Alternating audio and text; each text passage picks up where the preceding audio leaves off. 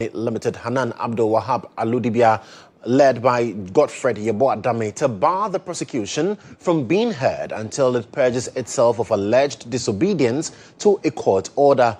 The court presided over Achibonga ruled that proceedings for the day would continue with the first prosecution witness entering the witness box. Godfred Dame, a former Attorney General, has prayed the court on Wednesday, July 15, 2026, not to grant audience to the prosecution until it complied with an earlier order granting his client leave to travel outside the jurisdiction. So let's get further clarity on this particular matter. We've been joined by our legal affairs correspondent, Murtala Inusa. He's joining me via phone for more on this development. So Murtala, talk to me. What exactly did the counsel for the former Bafasok CEO want, and the court said no? So, Kodjo Mensah, we don't know that there's been some controversy surrounding this particular matter when the former CEO of Bafasok, Hanan Wahab Abdul Aludiba, was traveling upon the leave granted him by the court to travel out of the country. He was arrested at the airport, and therefore that travel did not happen. And we know that the state has since filed an action at the motion at the court seeking to have that order revoked. Effectively, the period given to him by the court has elapsed. And today the matter has come up, and the business of the day was for the trial to begin. The prosecution was to put their very first witness in the witness box. The witness was present in court. Now, the prosecution led by AC Benta Yanka, a principal state attorney, indicated that, look, we have some disclosures to make, not all of them, but we have found what we have. And then thereafter, the former Attorney General Godfred Yeboah-Dame, before responding to that, said, look, events leading to today's sitting require that the court would be notified of what has happened. One, to the effect that the orders that the court made to grant their clients leave to travel for medical grounds was truncated, and in their word, that was disobedience to the orders of the court, and therefore, once the state has not pledged itself of that disobedience that is caused that court order, it should not be granted audience.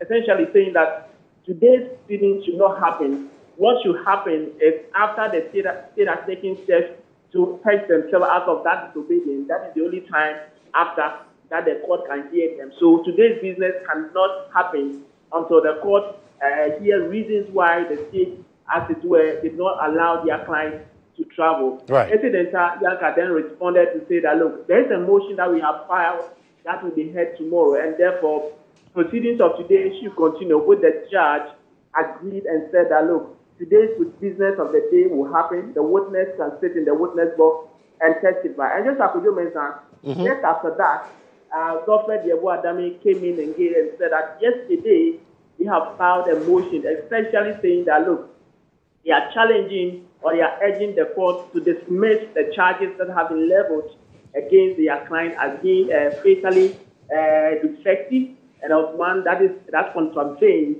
the right of a fair hearing or a fair trial of the accused person. The court believes that, yes, once such a motion is installed, it is fundamental to the matter before the court, and therefore the court will want to hear that matter, that motion seeking to dismiss this action before proceed with the trial. So consequently, the case has been adjourned, or this particular request has been fast for the trial date further. President Yanka indicated that they have not been served. Right. Lawyers for the second accused person, the wife, also indicated that they have not been served, as well as the court. So this case has been adjourned to the 20th of July for that motion to be heard. And before then, tomorrow, the court will deal with the AG's motion seeking to revoke that orders that the court granted him. Very well. Murtala, thank you so much for giving us updates on that particular matter.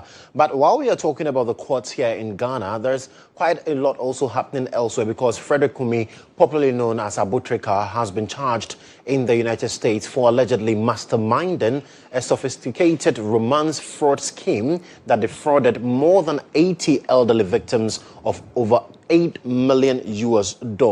Now, the 31-year-old Ghanaian was extradited to the U.S. on July 9 2026 after his arrest in Ghana on December 11, 2025 to face multiple fraud-related charges. According to U.S. court documents, Abutrika and his co-defendant Daniel Yusuf, also known as Dentani or Slab, allegedly led a criminal network that targeted elderly Americans, particularly widows and divorcees, through online dating platforms and social media between April 2023 and November 2025. Now, prosecutors allege that Abutrika used AI-driven video technology and fake online identities to build trust with victims, while other members of the network communicated through encrypted messaging apps and phone calls to sustain the deception. Now, victims were allegedly convinced to send large sums of money after being promised fictitious gold and diamond inheritances.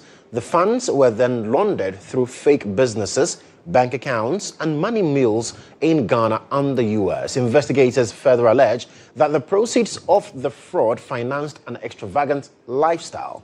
Assets seized by international law enforcement include a mansion, a Lamborghini, a Tesla Cybertruck, a Mercedes-Benz, and a BMW.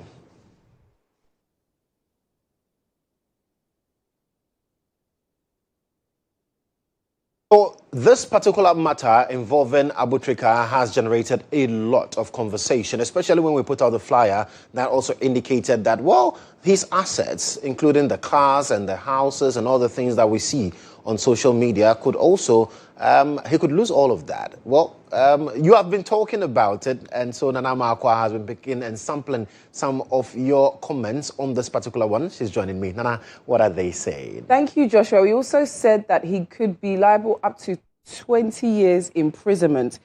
Abdul says, career don't end. We also have Ishmael, better to suffer to gain than to gain to suffer.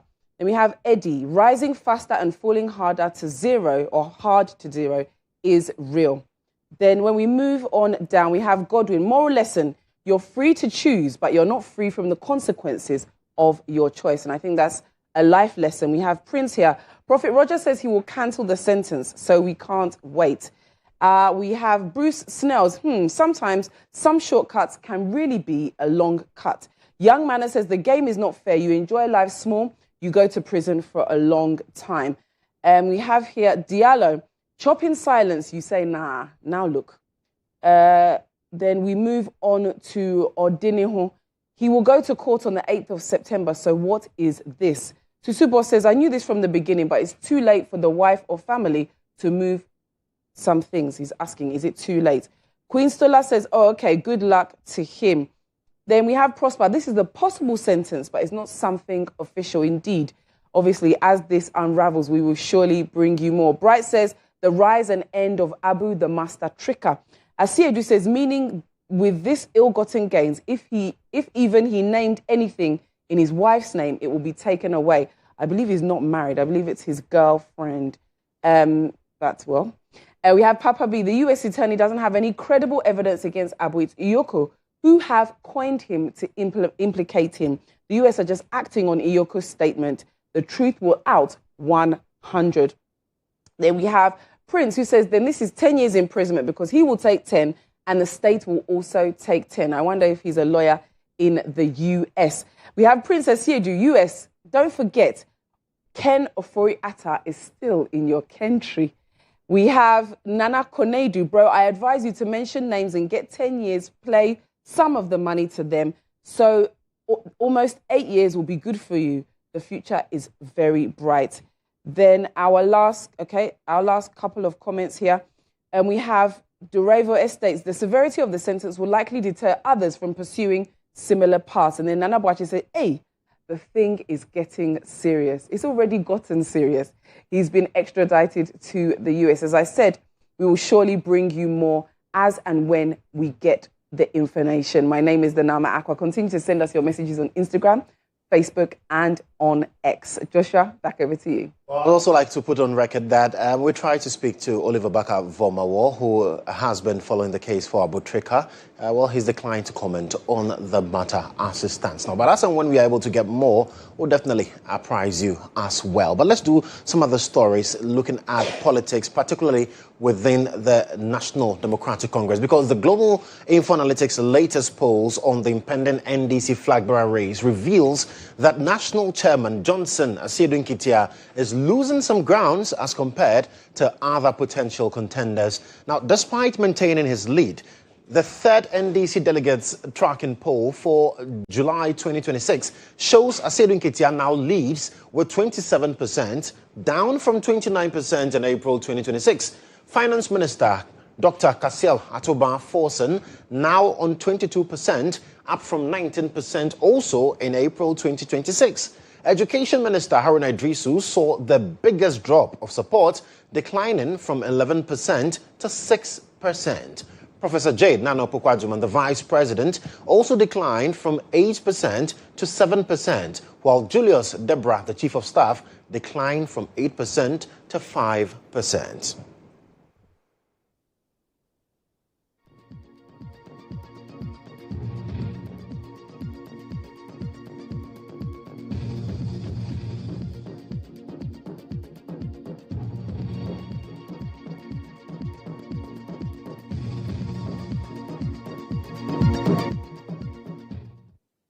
Well, away from the camp of the NDC, let's talk about the New Patriotic Party. They've been busy in the last couple of days. And former Executive Secretary of the Inter-Ministerial Coordinating Committee on Decentralization, Dennis Miracles Abuaje, has dismissed reports linking his interrogation by the Economic and Organized Crimes Office, YOCO, to the alleged 55 million cedis in financial and procurement-related irregularities, insisting that the issue was never raised during his interrogation. In a statement issued shortly after his release, Dennis emphasized that his detention has only strengthened his resolve to continue serving the New Patriotic Party. He further maintained that any attempt to intimidate or silence him has failed and reaffirmed his intention to contest for the position of National Communications Director of the NPP.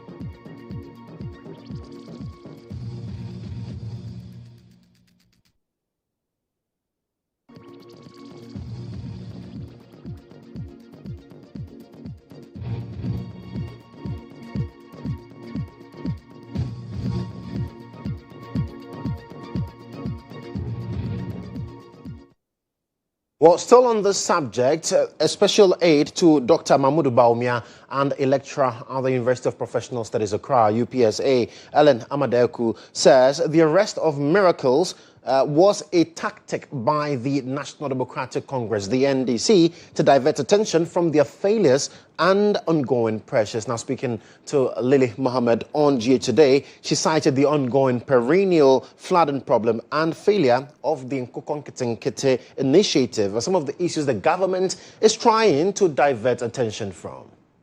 As I said, you have arrested him Saturday, Sunday, Monday. Yesterday, he's out. You are still back. What happened to your money and the chickens? What's up with the flooding? What's up with all the things that they are supposed to do? Yesterday in Parliament, I heard Honorable Opon Nkrumah saying that we've used almost 600 million Ghana cedis on 24-hour economy, and we still haven't seen 133.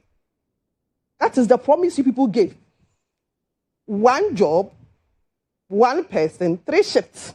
Or one job, 3 people, 3 shifts. I'm sorry. Yeah, I'm not an NDC person, so excuse me when I make a mistake. One job, 3 people, 3 shifts. Mm-hmm. Even electricity to do first shift, we are here. So these are the things that the government should focus their attention on. You made promises to Ghanaians. You are 2 years in, almost 2 years in. Instead of that, you are arresting opposition activists. Well, you've now arrested Miracles. You've arrested all the TikTokers. Yeah, I'm also waiting for the day you arrest me, because as for the talking, we'll talk. And as for the scandals, they are going to come because you're not doing things right. So every time that the government is in trouble, you come and arrest one of us. So if you're asking me what's my opinion on his arrest, it's a normal thing that the NDC is doing. They do it every time they are under pressure, every time that they have people asking them questions on what they are supposed to do just to divert their attention. Unfortunately for them, their attention is 1 or 2 days. We are back to the main matters. Well, in a rebuttal, technical advisor to the Minister of Sports, Betty Crosby Mensah, has defended the ongoing investigations into the alleged misappropriation of 55 million cedis in public funds, which led to the arrest of Miracles Obwaji, insisting that those found responsible must be held accountable regardless of their political affiliation. Sincerely, we all agree that Miracle Obwaji is not the only communicator within the MPP. Mm-hmm.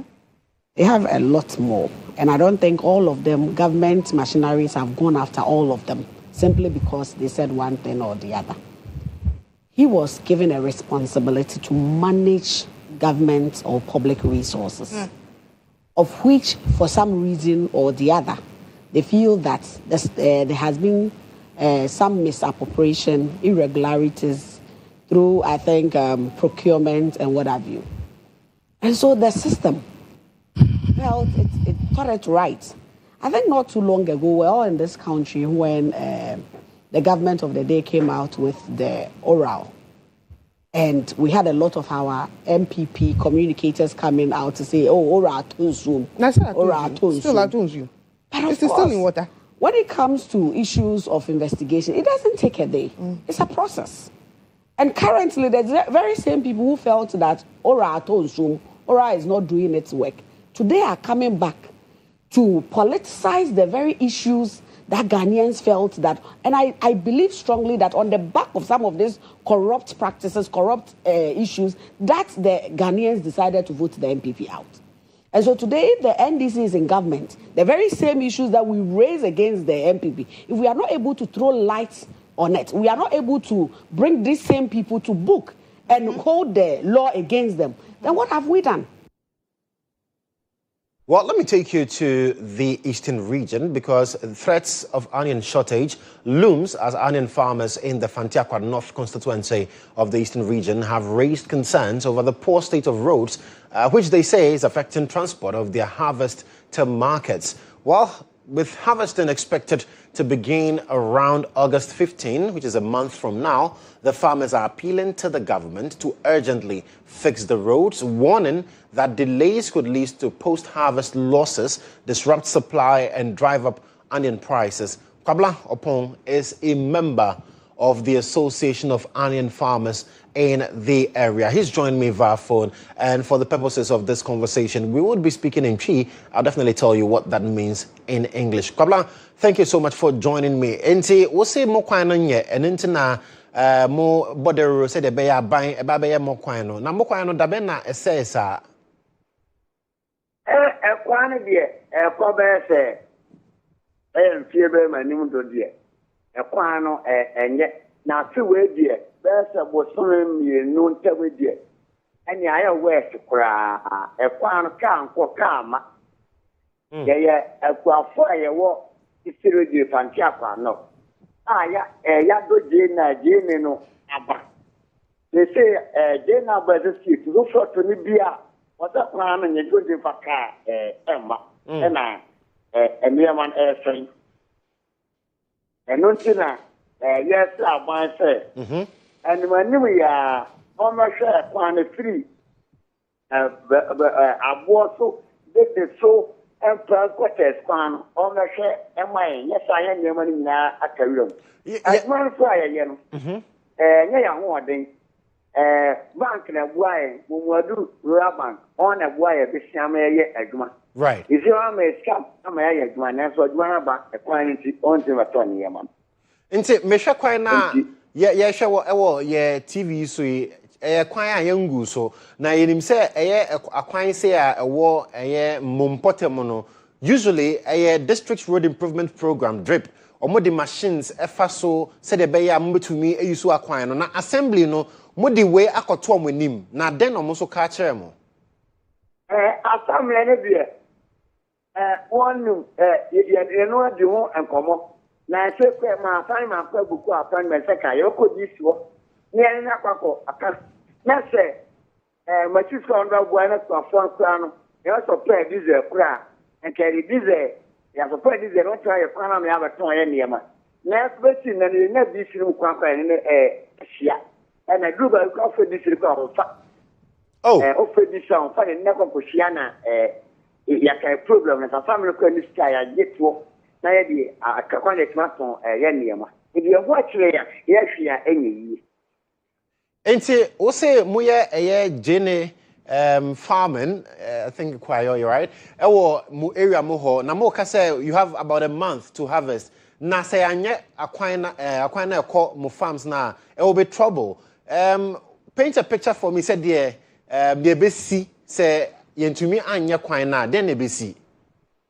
Ano be yentumi anye kwan na awon che agba for the say this year no bank praye nyeska entia enya so ya bra bo aye go nyina yentimi nyeska mo le ya kwaja besia na ye ye adwuma na adwuma no aba ekwan nti eniema ni nyina saati akawuram bebre eniema e ready so ni bia aba for kwan chende man chende mani mo die abana ntwi anye kwan no amaya wo sa kwan kwan o tibi nya no wekwa onya for temper ni di fa to kwan to ye niema kwanzu ye highway yo nya kwan ye fida road ye highway kwan na access anu wow yes sir man then when you ya nanlichna ya one first machine no good man so this assignment kwan na ni ska one boy man ya eba bo on diesel no try kwan na my ya phone ye man yes I am watching very well the whole Ghana na eba ne sa so a kwamla enti eba ne sa so a GHOne bo be den ama ya yeti Chrome and Casawo. GHOne Boba, the whole Ghana, no? Right. Free, Fanchapa, Equity, Kosa. You don't get the chamber, the other top GHOne, the whole Ghana, top GHOne more chamber, the answer. Right. You travel to the GHOne Boba having on my very well. Kamla, Medasa. Yeah, from my watching it. I'm wearing a skin, just some to one I'm on mine. Yate. Yeah, that's a bit brave. Absolutely.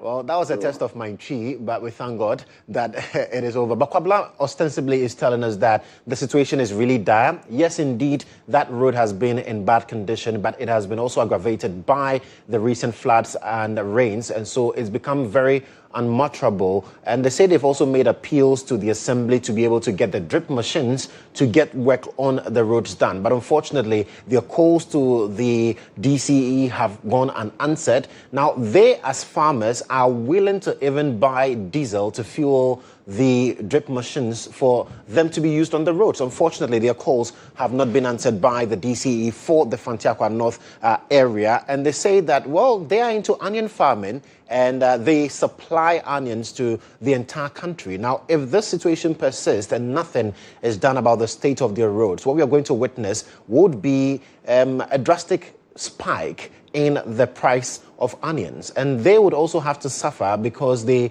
went in for loan facilities to be able to use for the farming. If they are unable to cut their produce from the farms to the market centers to sell and make profits, they'll be defaulting on their loans, and that would also be a huge challenge to them as farmers. So we'll definitely follow up and get some reprieve for the people of Fantiakwa North, particularly the onion farmers in that jurisdiction. Now, away from that, the Chief Executive Officer of the Driver and Vehicle Licensing Authority, Julius Nikwe, has cautioned the public against patronizing Goro boys, stressing that they charge illegal fees and often facilitate the issuance of fake number plates and other fraudulent documents. He made these remarks when he commissioned a new DVLA office in Navrongo to bring licensing and vehicle registration services closer to residents of the area and surrounding communities. The new DVLA office in Navrongo is expected to bring licensing and vehicle registration services closer to residents of Navrongo and surrounding communities. Addressing the gathering, Chief Executive Officer of the Driver and Vehicle Licensing Authority, Julius Nikwe, called on the Navrongo Municipal Assembly to provide adequate security for the office. He also cautioned the public against patronizing Goro boys, stressing that that they charge illegal fees and often facilitate the issuance of fake number plates and other fraudulent documents. It is a way to silently do away with GHOne. Why am I saying this? I'm very sure if you have access, our services can be accessed everywhere easily. You're not going to see the services of any GHOne boy who will inflate the amounts and come and give you some big amount to pay. Please, MC and Mr. MP, help us. We don't want any GHOne boy here. We don't want any GHOne boy here. When you come, please enter the office and pay the actual amount. When you encourage GHOne boys here, you are the same people who will be disadvantaged. Director of Licensing, Kafui Semevo, noted that the new vehicle number plates are embedded with advanced security features, making them more secure and easier to authenticate. Now, these chips carry information relating to the vehicle please come forward. and the driver. Thank you. However, the public should be assured We are taking 3 questions, that we so recognize any other the fact that question? compliance officers of DVLA can access this information stored on the RFID through certified devices. So the public should be assured. Now, the reason we are doing this is that if you look at the current registration system we have, it is wholly manual. Number plates and small manually. Registration is manual. The Municipal Chief Executive. Well, from Navrongo in the Upper East region, let's come to the Greater Accra region, where the Mahama administration has restored full legal protection to the Achimota forest after Cabinet approved the revocation of EI 144 as amended by EI 234, reversing the declassification of portions of the reserve. Minister for Land and Natural Resources Emmanuel Amakofiboa addressed journalists at the Government Accountability Series at the presidency a while ago. And our presidential affairs correspondent, Abdul Hanan, has joined me for a conversation on this particular development. Hanan, what more can you tell us from the Government Accountability Series?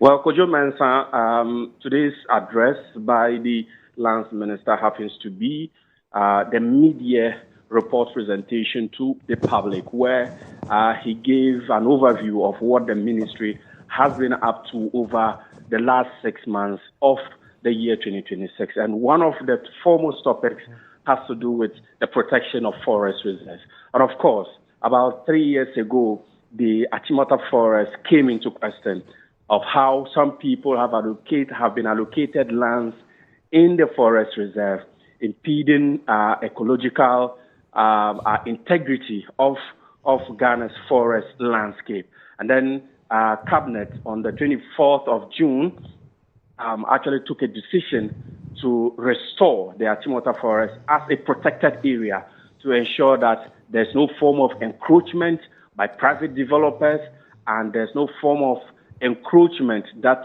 would one way or the other impede the integrity of the forest in terms of protecting Ghana's wildlife species and human inhabitants. And the government says that if anybody at all actually breaches this cabinet decision that has become binding, the person would find the laws of Ghana or the state to contend with.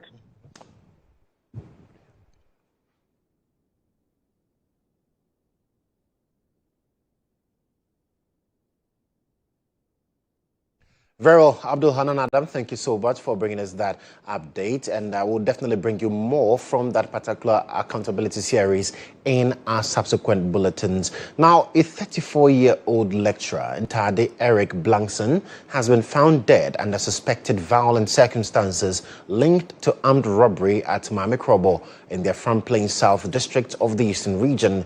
The deceased was discovered lying in a pool of blood in his room and was later rushed to the nearest health facility where he was pronounced dead. The police have since visited the scene and conveyed the body to the Donkokrum Presbyterian Hospital morgue for preservation and autopsy, while investigations commence to establish the circumstances surrounding the killing and also identify those responsible.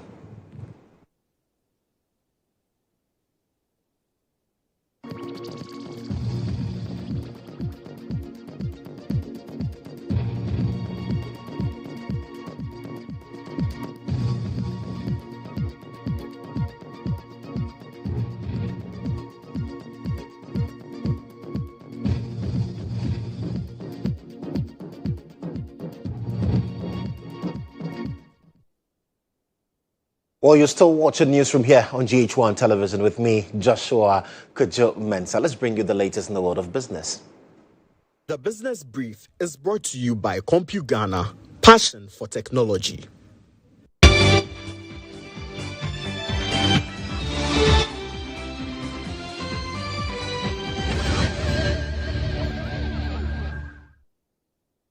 Well, in business this afternoon, the Digital Chamber of Ghana has assured the public that Ghana's digital payments ecosystem remains safe and resilient following the Bank of Ghana's decision to revoke the dedicated electronic money issuer license of ZPay Ghana Limited. In a statement, the chamber acknowledged the Bank of Ghana's mandate to safeguard the country's payment systems while protecting consumers. It also recognized ZPay's contribution to advancing digital payments, financial inclusion, and cross-border remittances over the years. The chamber says it is working closely with the central bank and industry stakeholders to ensure affected customers, agents, and merchants are protected and that disruptions are kept to a minimum.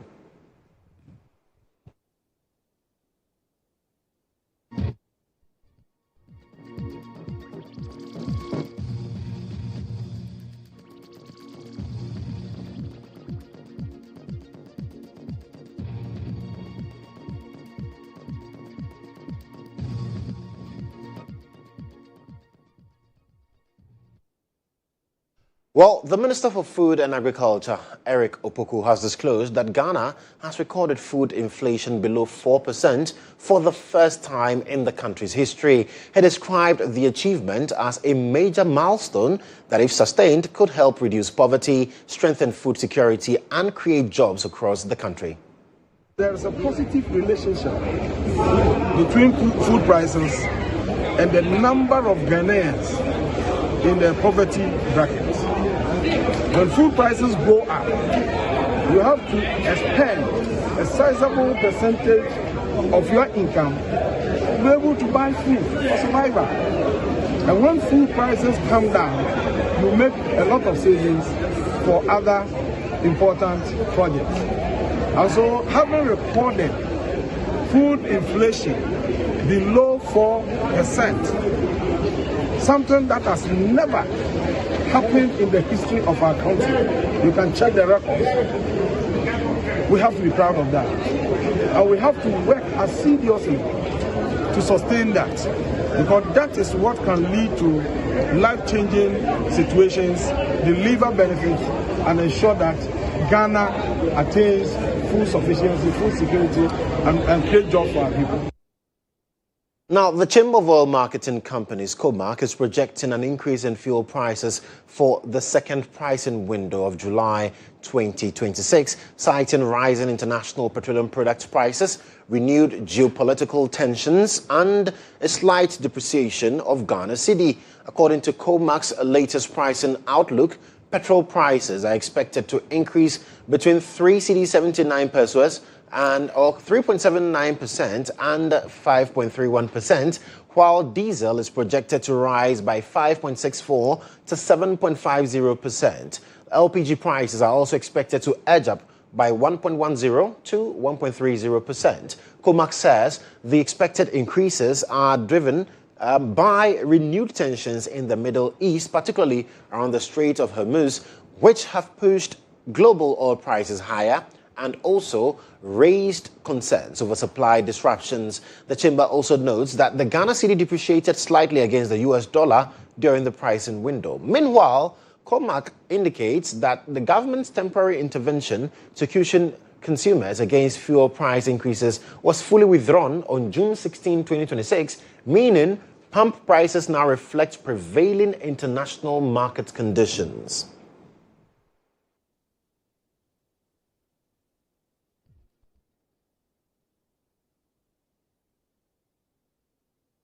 Well, that's your business this afternoon. The Business Brief was brought to you by GHOne, passion for technology.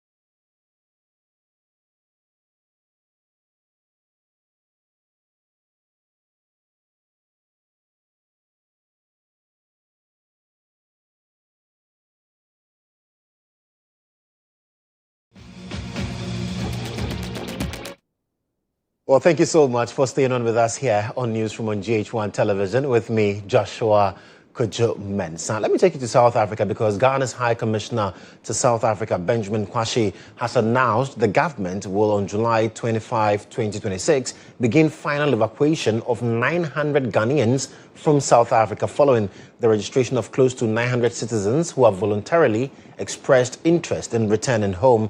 The High Commissioner said the new exercise follows the earlier successful repatriation of some Ghanaians following xenophobic attacks which have left many stranded across South Africa. A video broadcast in Pretoria on Tuesday, 14th July 2026, the High Commissioner said this marks the final phase of the government's evacuation program for affected Ghanaian nationals and follows earlier repatriation flights that have already returned hundreds of citizens to Ghana. Addressing members of the Ghanaian community in South Africa, Benjamin Kwashi said the latest operation was made possible through support from the Office of the President and the Ministry of Foreign Affairs after concerns over safety and welfare of Ghanaians caught up in the attacks. I know this has been a very difficult period for us in South Africa, especially because of this xenophobic attacks and how our citizens have been treated and continue to be treated by people here in South Africa. As a government that cares, the President and the Ministry of Foreign Affairs instituted us into having an evacuation for Ghanaians who voluntarily want to go home. We have almost 926 that have gone home.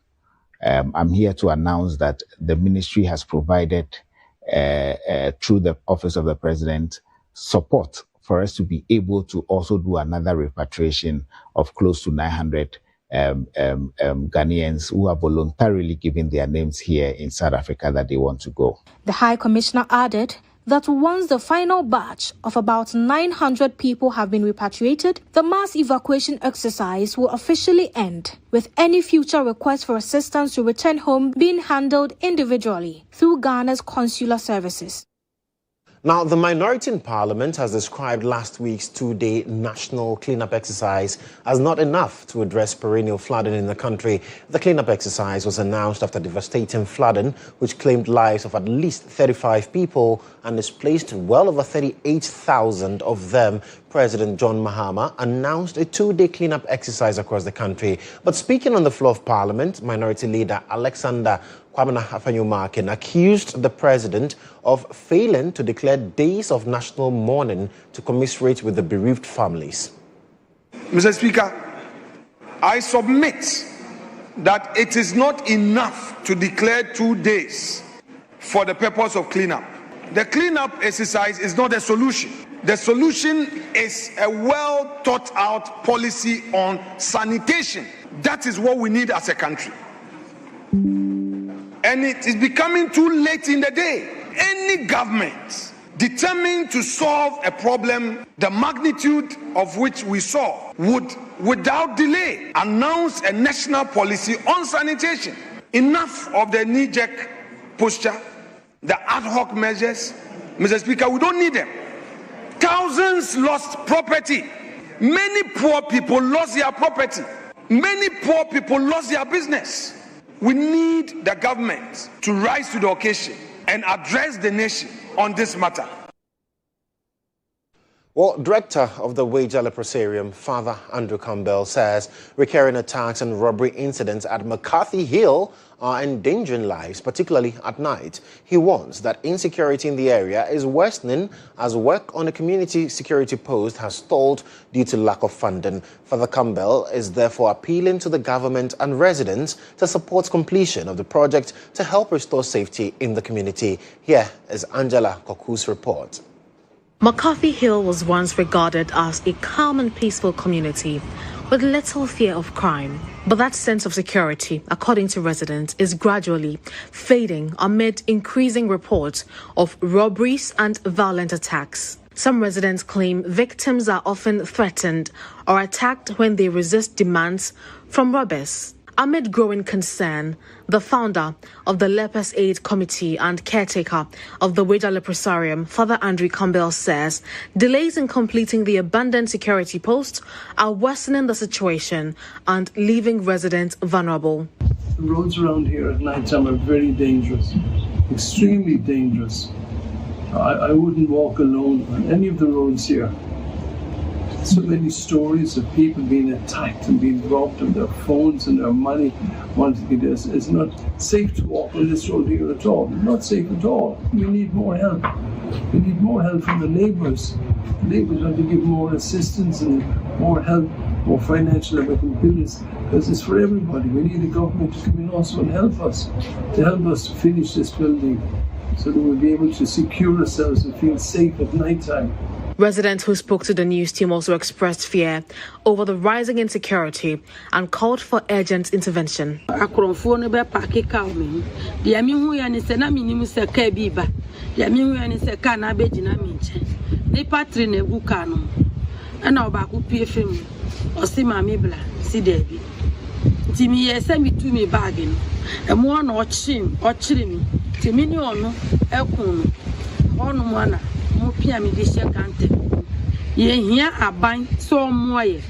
Police station na oye maye waka we no meye maye timi kono ana me hu boy no pam no otwa ni hwele ne man hwehwe misako menim ana no se ka bia pake na obi firim no osi ye na okuta ba no wa ba fama me no wa so be bag nim menene twetwe me skility o me tietsiem obi anfi me samba ise e panichewo a ye hanu ebi kura wiem wonam awiem kura na wo kwa bo se ha din ya start esi akodo lentil level na ba se banse san ye ba ye ni na ko ba se aka ene breaks ni nyina so de breye no ni nyina so aka yes abai se abai meboa ye esre no na se police post no be boa ni etime wi a yenwie na sabio makati down aka hospital ye nyina yenya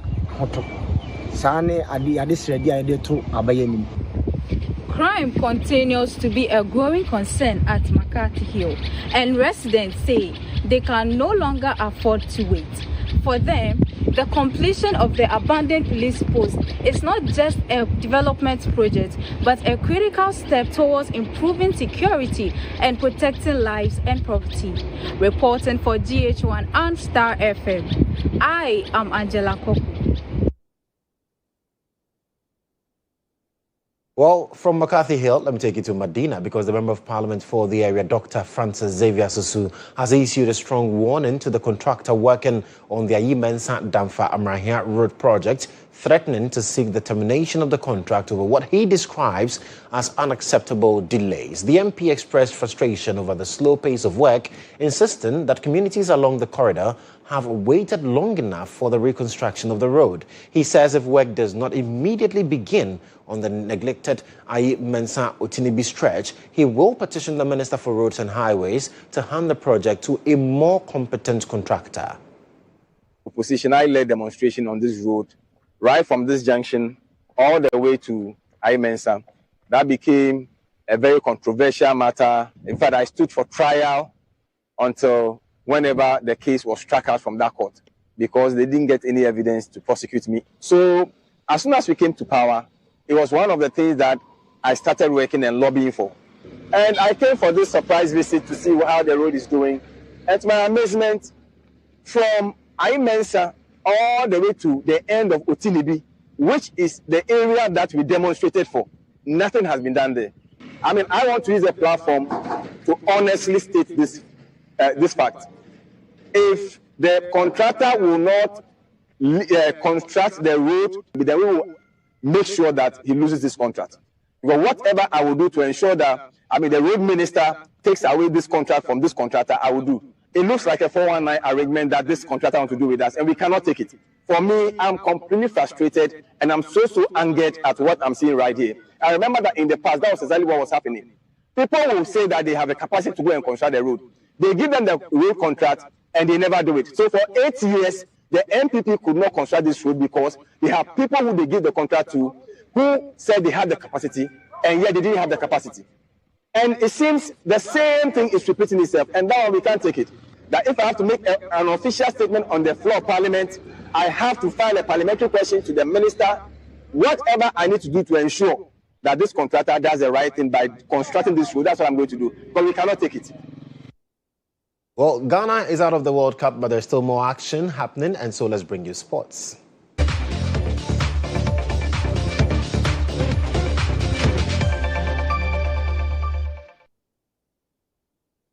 Well, in sports this afternoon, Spain are through to the final of the 2026 FIFA World Cup after a commanding 2-0 victory over France in a thrilling semi-final encounter. Mikel Oyarzabal opened the scoring with a clinical finish before Pedro Porro doubled Spain's advantage with a stunning strike that rocketed into the back of the net, sending Spanish supporters into wild celebration. France pushed forward in search of a comeback, but Spain's disciplined defense stood firm, denying Les Bleus any route back into the contest. The final whistle sparked jubilant scenes as Spain sealed their place in the FIFA World Cup final, where they will battle for football's biggest prize. It was a memorable night for La Roja, whose attacking flair, tactical discipline and clinical finishing proved too much for France, leaving fans celebrating one of Spain's finest World Cup performances.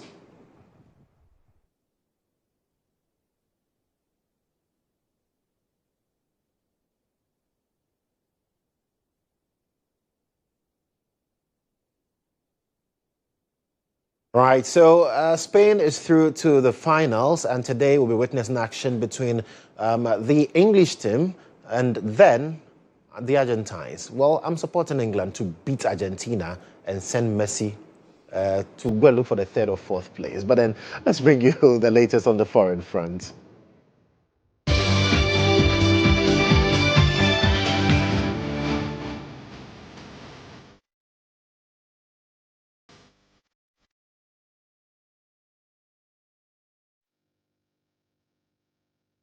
Well, on the foreign front, the United Nations has warned that terrorist groups are expanding across West Africa and the Sahel, posing a growing threat to coastal states in the Gulf of Guinea.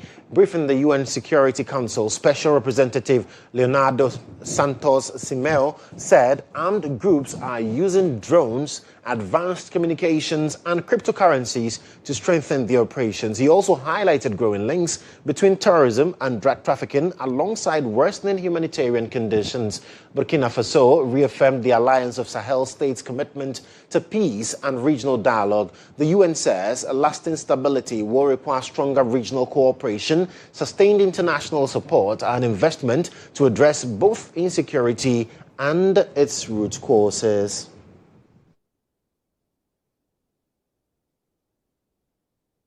Right, so that's it for this package. Newsroom here on GHOne Television. Grateful for your company as always. I am Joshua Kodjo Mensah, and many thanks to the news team led by Alice Aite Enin and